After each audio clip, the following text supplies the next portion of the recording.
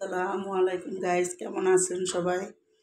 আপনাদের জন্য একটি ছেঁচা গরু মাংসের রেসিপি নিয়ে আসছি।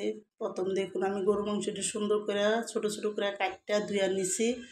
ধুয়া কিন্তু দেখুন এইভাবে করে আমি একটা পুরো সুন্দরভাবে গরু মাংসটি ছেঁচা দিব। ভালো করে যখন ছেঁচা হইব দেখুন আমি একটাকে সবটি গরু মাংস এইভাবে করে একটা ছেঁচা করে নিছি। ছেঁচা দিয়ে তারপরে কিন্তু আমি দেখুন সবটি গরু মাংস এইভাবে করে ছেঁচমো। আপনাদের সুবিধার জন্য দেখাই দিয়ে আমি এইভাবে গরু মাংসটি সুন্দর করে সবটি ছেঁচা তারপরে রান্না করবো। আর এই গরু মাংসটি কিন্তু আপনি আস্তে আস্তে ভালো মতন একটা ছেঁচবেন। রান্না করলে এটি কিন্তু নিজের থেকে আবার শক্ত হয়ে যাবে, এটা গরুর মাংস তো এই জন্য আমি কিন্তু একটা ভালো করে কিন্তু গরু মাংসটি ছেঁচমো। ছেঁচা কিন্তু দেখুন আপনাদের মশলাটা তৈরি করে দেখায়। আমি আজকে এটা বোম্বাই মরিচ আর হলো কাঁচা মরিচ দিয়ে রান্না করবো। এই জন্য দেখুন দুইটা বোম্বাই মরিচ দিলাম আর তিনটা কাঁচা মরিচ দিয়ে দিছি। আর একদিকে জায়ফল, জৈত্র, এলাচি, দারচিনি যা আছে মশলাটা সব দিলাম। আর একটু বেশি করে পেঁয়াজ দিলাম। দিয়ে কিন্তু দেখুন আমি মশলাটা বানায় নিয়ে এসেছি। আর না তারপরে এখন আমি চুলার মধ্যে তেল দিলাম আধা কাপ। তেলটা দিয়ে কিন্তু আমি মশলাটা দিয়ে দিলাম। দিয়ে এখানে দেখুন আমি একটু পানি দিয়ে ধুইয়া কিন্তু মশলাটা দিলাম।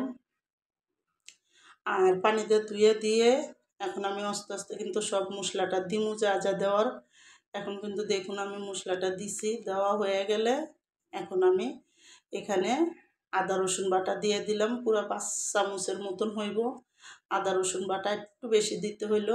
আদা রসুন বাটাটা দিয়ে এখানে আমি দেখুন লবণ দিয়ে দিলাম স্বাদ মতন, অল্প করে, আমি লাগলে পরে দেওয়া যাব।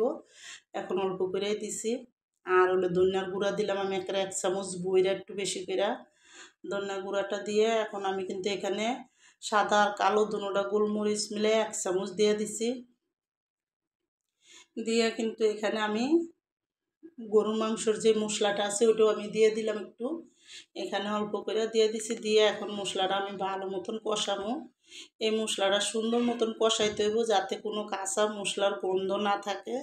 আমি কিন্তু এই পানিটি শুকানো পর্যন্ত যতক্ষণ তেল না উঠবো ততক্ষণ এই মাংসটি কষাবো। আর যখন দেখুন আমি কিন্তু ভালো মতন মাংসটি কষাইছি, কষানো হয়ে গেলে এখন আমি মাংসর পানিটা জড়াইয়া তারপরে কিন্তু আমি এদিকে মাংসটা দিয়ে দিলাম। আমি এই মাংসের ভিতরে চবড়িও আছে যেটা ওইটাও দিছি একটু বেশি করে।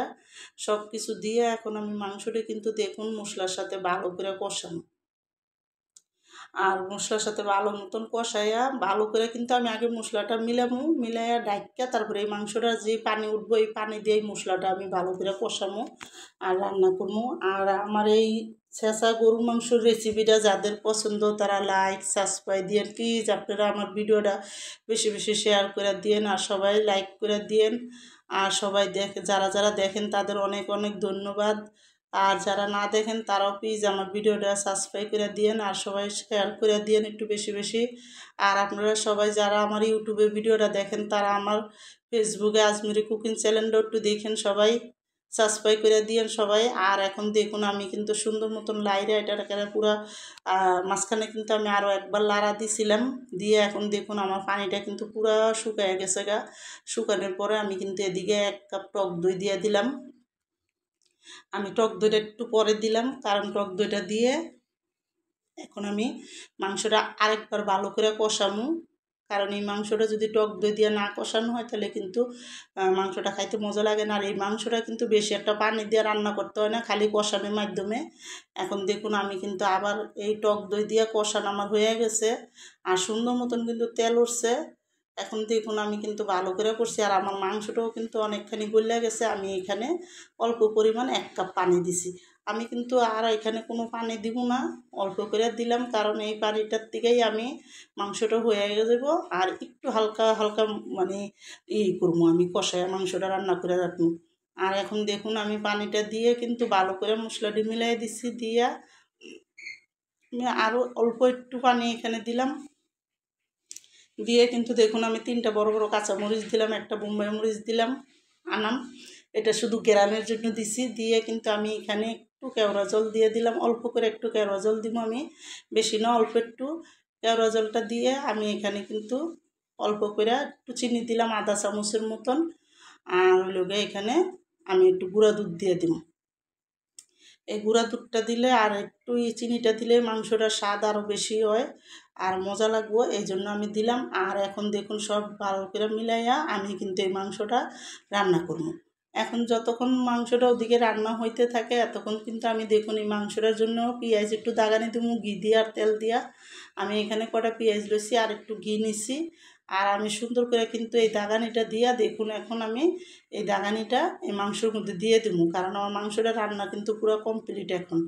আর আমি কিন্তু দাগানিটা দিয়ে দিছি ভালো করে, দিয়ে কিন্তু এখন দেখুন ভালো করে কিন্তু মিলামো। আর এইভাবে এই গরুর মাংস রান্না করে খেয়ে দেখেন অনেক মজার আর অনেকই স্বাদ লাগে। আর এখন আমি একটু দেখুন এখানে জিরার ফাঁকি দিয়ে দিলাম, দিয়ে কিন্তু এখন আমি মাংসটা উঠাই দেবো। দেখুন আমার মাংসটা কিন্তু সব সুন্দরভাবে হয়েছে, লবণ হয়েছে। আর আমি এই মাংসটা কিন্তু ঘি দিয়ে লাস্টে বাগার দিলে অনেক মজা লাগে, এই জন্য কিন্তু আমি ঘি দিয়ে দিছি। আপনারা দেখুন হয়ে গেছে।